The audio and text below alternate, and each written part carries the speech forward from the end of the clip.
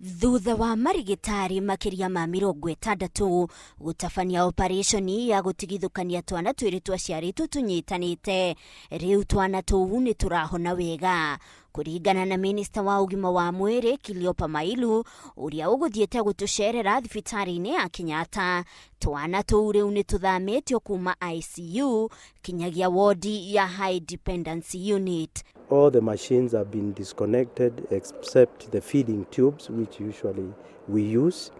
The movement of the limbs, the hands, there is no neurological deficit, and the wounds are closing and healing properly. Minister ũyũ oroho nĩ athĩte ũrũgamĩrĩri wa thibitarĩ ya Kenyatta ĩtume ataaramu kinyagia mũciĩ wa twana tũtũ kũrĩa tũrĩikaraga twarekererio kuma thibitarĩ nĩguo gũtuĩria kana no macemanie na ũgwati ũngĩcokia na thutha ũhoni wao.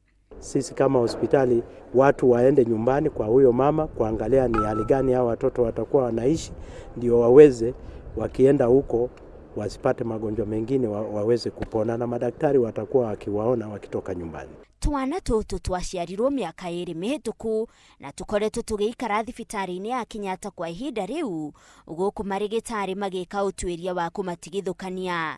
Mailu oroho nĩ anĩrĩire atĩ gũtirĩ marĩhi nyũmba ya twana tũu magwĩtio igũrũ rĩgiĩ ũrigiti ũcio.